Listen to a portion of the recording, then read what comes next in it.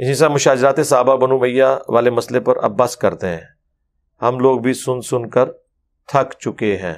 ہاں تو نہیں، وہ میں تو کبھی بھی کوئی بات کرتا ہوں تو ریبٹل کے طور پہ کرتا ہوں۔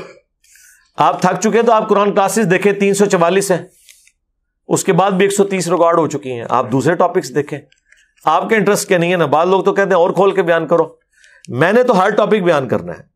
کئی لوگ میری رفع الاجدین کی بات سن سن کے تھک چکے ہیں، کہ یا علی مدد کو شرک کہنے کی بات سن سن کے تھک چکے ہیں۔ ہو سکتا ہے یہ پرچی لکھنے والا نہ تھکا ہو اس بات سے، تو آپ جس فیلڈ سے تھکے ہوئے ہیں تو آپ کو کس نے کہ آپ سنیں، باقی ہمیں کوئی شوق نہیں آتا۔ آپ دیکھیں لوگ یہ کہتے ہیں نا کہ جی یہ سب کو چھیڑتا ہے، میں نے کسی کو نہیں چھیڑا میرے بھائی۔ میری پرانی ساری ویڈیوز دیکھیں، مسئلہ نمبر، میں نے ٹاپکس کے اوپر ویڈیوز ریکارڈ کرائی تھی 200، حاضر و ناظر، علم غیب، آیات النبی، کبھی نہیں لکھا تھا ریپلائی ٹو فلاں ریپلائی ٹو فلاں، کوئی میری ویڈیو دکھائے کئی سالوں تک۔ تم لوگ بھی ٹاپکس کے اوپر ویڈیوز بناتے ہیں نا، انہوں نے سٹارٹ ہی 2015 میں مجھ سے کیا، ریپلائی ٹو انجینئر محمد علی مرزا۔ فرق دیکھا؟ اہل حدیثوں کو کہو کہ تم امیر شام کا دفاع کرنا چاہتے ہو تو لکھو امیر شام کے فضائل، 100-150 بندہ ویکھ ہی لے گا۔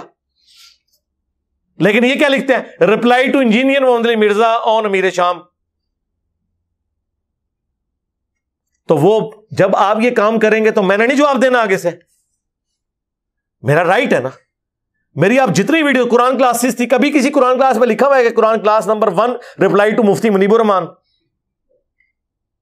مسئلہ نمبر 1 امام الانبیاء کی دعوت قرآن، اس کے ساتھ نہیں لکھا ہوا ریپلائی ٹو مولانا احمد بریلوی، نہیں۔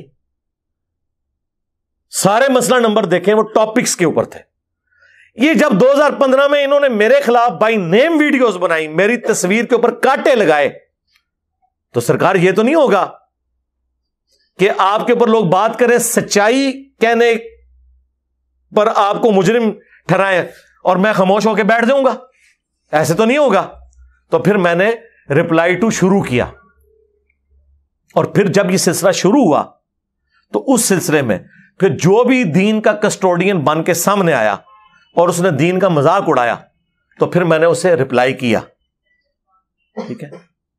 لوگ کہتے ہیں جی وہ انجینئر صاحب، لوگوں کو تو کہتے ہیں کہ جی ریپلائی ٹو انجینئر محمد علی مرزا لکھ کے آپ ویوز لیتے ہیں، تو آپ بھی تو ریپلائی ٹو تقی عثمانی لکھ کے ویوز لیتے ہیں۔ مجھے بتائیں تقی عثمانی صاحب کے اپنے ویوز کتنے ہیں؟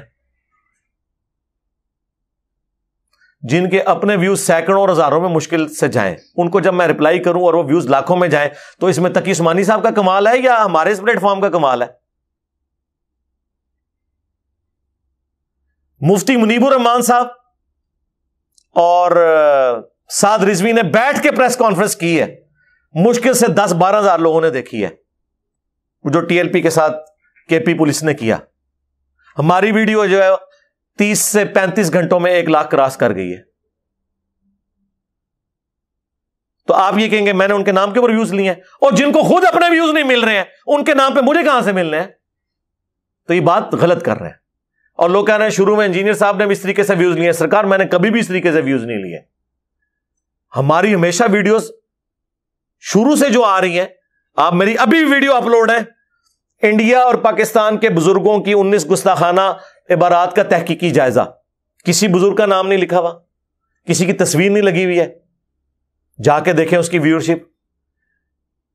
اس سال ثواب کے اوپر مسئلہ 74 ہے، 2 ملین کراس ہوا ہے، اس کے اوپر کسی کی تصویر نہیں لکھا ہوا ہے۔ اس سال ثواب کے طریقے، یہ تو ریپلائی ٹو میں نے آپ لوگوں کی وجہ سے شروع کیا ہے۔ جب آپ کے لوگوں نے میری تصویروں پہ کانٹے لگا کے مجھے ریپلائی کیا ہے تو میں تو اپنا رائٹ رکھتا ہوں، پھر میں نے ان کی تصویریں لگائی ہیں۔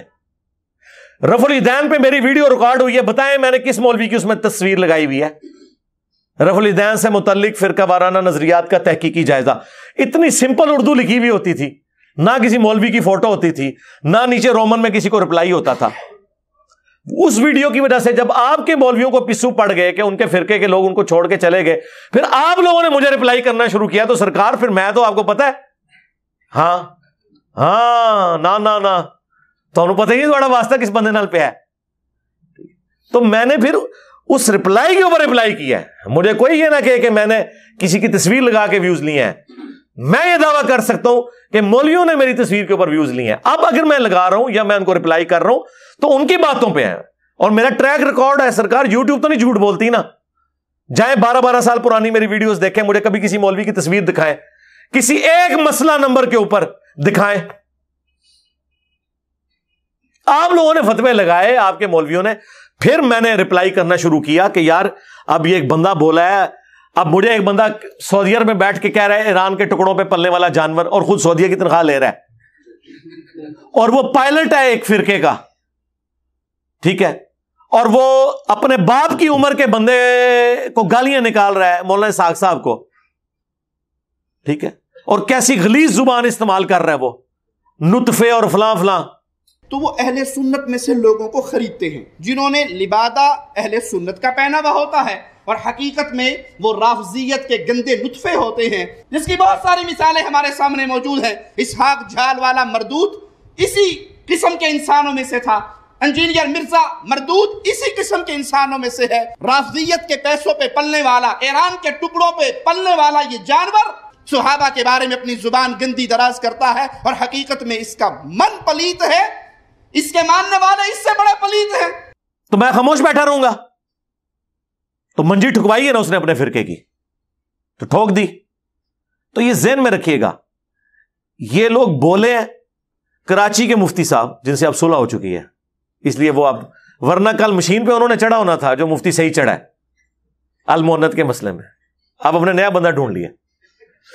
اس بندے نے 2017 میں پہلی دفعہ جب یوٹیوب پہ آیا, اس نے دیکھا یار سب سے زیادہ ویورشپ کس کی, انجینئر صاحب کی. اس نے ایک ویڈیو چڑھا دی انجینئرنگ فرقہ. یاد ہے آپ کو 2016-17 کی بات ہے. میں تو جانتا بھی نہیں تھا یہ بندہ کون ہے. جب وہ ہوا تو وہ اس کی ویڈیو لاکھوں میں پہنچ گئی. اب میں نے کہا یار دیکھو, اندازہ کرو, جو بندہ فرقہ واریت کے خلاف بول رہا ہے اسے کہہ رہا ہے اس نے انجینئرنگ فرقہ بنایا. یار یہ کون گالی برداشت کرتا ہے؟ پھر دیوبند کی منجی ٹھکوا لی اس نے. پھر میں نے المہند, اسام الارمین, یہ ساری چیزیں.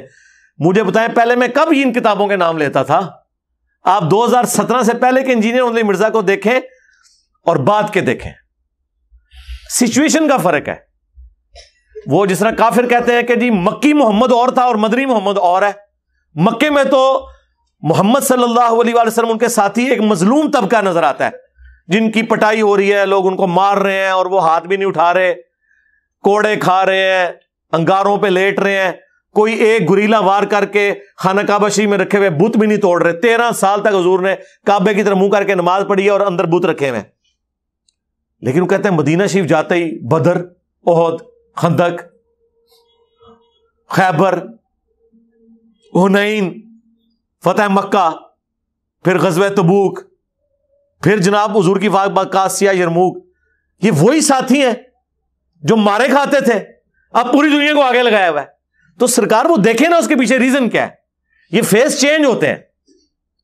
اب آپ مدنی اصحاب سے یہ ایکسپیکٹ نہیں کر سکتے وہ مکے والی زندگی گزارے, وہ ٹائم ختم. حضرت علی علیہ السلام نے 25 سال سکون کے گزارے ہیں نا خلفائے راشدین کے دور میں, لیکن اپنے دور میں انہیں بڑھاپے میں 3 جنگیں لڑنی پڑ گئی. آپ کو کہ جی 25 سال سے تو آپ سکون میں بیٹھے ہوئے تھے, اب آپ کو کیا ہو گیا؟ تو پھر آپ کو بتائیں گے کہ یار مسئلہ ہوا ہے تو مجھے نکلنا پڑا ہے نا. تو یہ فیزز چینج ہوتی ہیں, اس ذہن میں رکھیے گا. تو 2017 کے بعد مزید چینج ہوئی, مینلی 2015 سے جب میرے خلاف کلپ آنا شروع ہوئے مولویوں کے, اور میری تصویر کے اوپر کانٹے مار کے, اور پتہ نہیں انہوں نے گستاخ اور یہ لکھا. دیکھیں نا یار, آپ علمی اختلاف لکھیں, ہمارا ابھی بھی دیکھیں ویڈیوز چڑھ رہی ہیں, حافظہ اللہ لکھا ہوتا ہے ساتھ. یہ مفتی سعید نے کتنی گستاخی کی حدیث کی, لیکن میں نے کیا لکھا ہے, رپلائی ٹو دیوبندی مفتی سعید حافظہ اللہ. یہ لوگ لعنت اللہ سے نیچے بات نہیں کرتے. اتنا کس کے اندر حوصلہ ہوتا ہے؟ اب آپ مجھ سے یہ کہہ رہے ہیں کہ میں جاؤں حضرت بلال حبشی کی طرح جا کے کوئلوں پر اور ریگستان کے تپتے صحرا پر لیٹ جاؤں. سرکار لیٹے رہے ہیں اتنا عرصہ. اب ہم اس وقت بدر میں کھڑے ہیں, احد میں کھڑے ہیں, بلکہ قادسیہ اور یرموک میں پہنچے ہوئے ہیں. اب تو آپ کے ہاتھی بھی ہم نے گرانے ہیں, بلکہ گرا دیے. اب آپ ہم سے وہ والی زندگی تو نہ ایکسپیکٹ کریں نا، کیونکہ معاملہ تو آپ نے خود خراب کیا ہے. بھائی کس نے کیسے روم کو کہا تھا کہ 1.5 لاکھ کا پورا لشکر لے کے تو عرب کے بارڈر پہ آ جائے؟ نبی اسلام کو تو مدینہ شریف میں بیٹھے ہوئے تھے، اس نے ایویں بدماشی کی، اچھا یار یہ تو پورے عرب میں ایک بادشاہ آ گیا ہے اور اس نے پورے عرب پہ تو یہ لگتا ہے باہر بھی نکلے گا. وہ اس لیے سوچتے تھے کہ خود انہوں نے بھی یہی کیا ہوا تھا، تو انہوں نے کہا یہ تو انقلاب باہر ایکسپورٹ ہوگا تو ادھر ہی دبا لو. تو وہ عرب کے بارڈر پہ آ کے 1.5 لاکھ کی فوج لے کے بیٹھ گیا کہ ابھی کلا کما کر دیتے ہیں ان کا. اور وہاں سے جناب وہ نبی علیہ السلام کے قاصد کو بھی قتل کر دیا جب حضور نے قاصد بھیجا اپنا. اور اس زمانے میں قاصد کا قتل تو اعلان جنگ ہوتا تھا. حضور 30,000 صحابہ کو لے کے نکلے، وہ وہاں سے بارڈر چھوڑ کے بھاگ گئے. پہلے وہ بدماش بنا ہوا تھا، ٹھیک ہے. جب نبی علیہ السلام نے رپلائی ٹو کیا نا، رپلائی ٹو کیسرے روم پر دم دبا کے بھاگا.